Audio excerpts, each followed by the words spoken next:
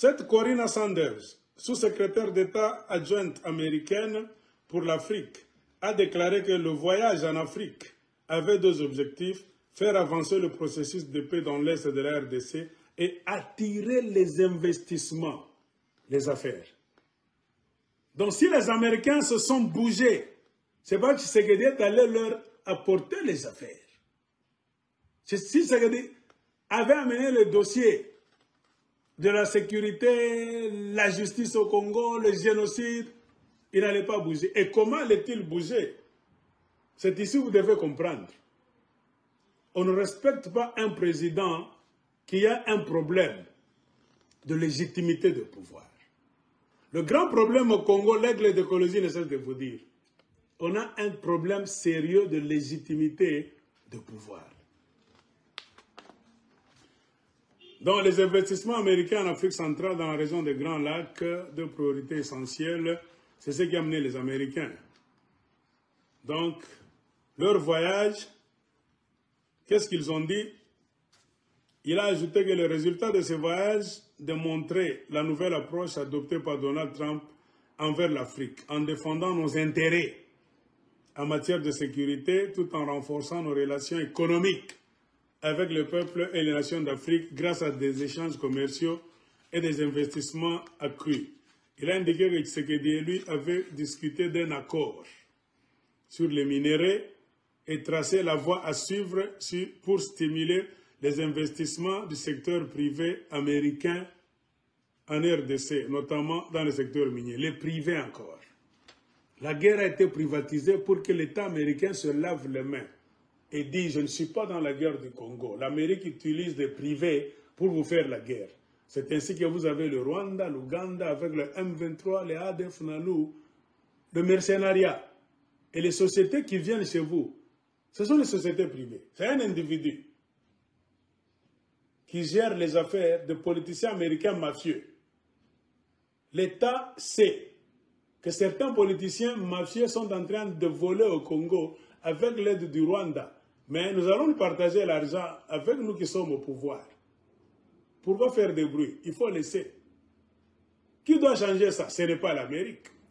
Le dernier joueur, c'est le peuple congolais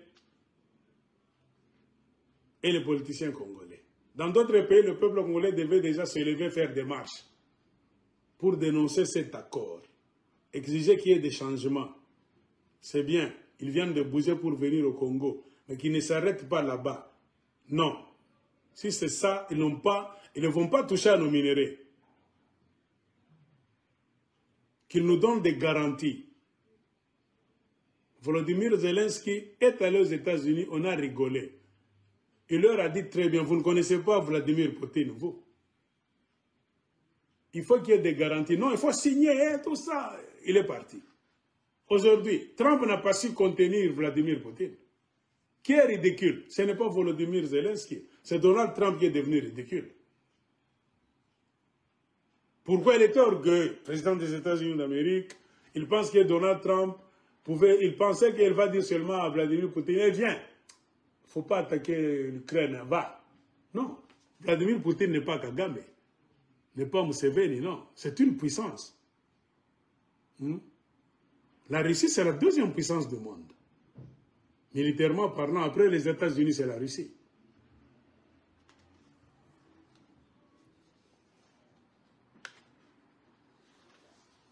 Donc, on parle de cesser le feu immédiat. Cela nécessitait un environnement plus stable, un objectif que Tshisekedi s'est engagé à atteindre. A-t-il ajouté, là, notez que le secrétaire d'État américain Marco Rubio avait eu des entretiens avec le président rwandais Paul Kagame et Tshisekedi, appelant à un cessez-le-feu immédiat dans la région et au respect de la souveraineté et l'intégrité territoriale de toutes les parties. Est-ce que nous, les Congolais, nous attaquons le Rwanda? L'intégrité territoriale de toutes les parties, est-ce que nous, les Congolais, nous attaquons les Rwandais? Les Rwandais n'ont rien à foutre. Ils ne peuvent pas parler de l'intégrité territoriale du Rwanda. Les Congolais n'attaquent jamais le Rwanda. Il est question de l'intégrité territoriale du Congo, qui est violée pendant 3 décennies 30 ans par le Rwanda, le régime de Kagame. Rubio s'est également entretenu avec le ministre angolais des Affaires étrangères, Tete Antonio, et avec le président kenyan William Ruto, afin de trouver une solution diplomatique à la crise. Et ce Ruto est dans la mafia des minéraux aussi dans l'Est du Congo. Il a démis de ses fonctions un homme qu'il travaille avec, ce n'est pas son ancien vice-président, tout ça. Cet homme a fait une vidéo au Kenya. Il a accusé William Ruto, le nouveau président du Kenya. Il a bien dit, le nouveau président du Kenya, notre président, travaille avec l'M23. I mean, this is not right, you know. And he really hated me for raising that matter. Okay. And he was very bitter. Again, you know, he's also interfering with the DRC.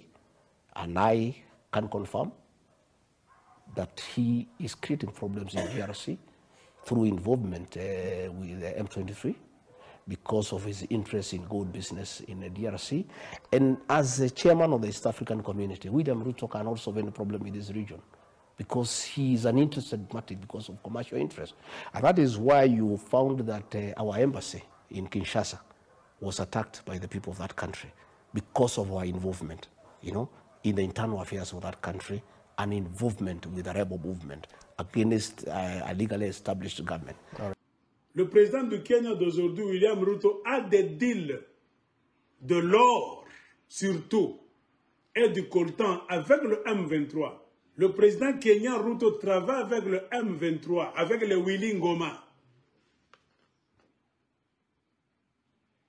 Et vous entendez que le Kenya vient vous dire que nous allons chasser le M23.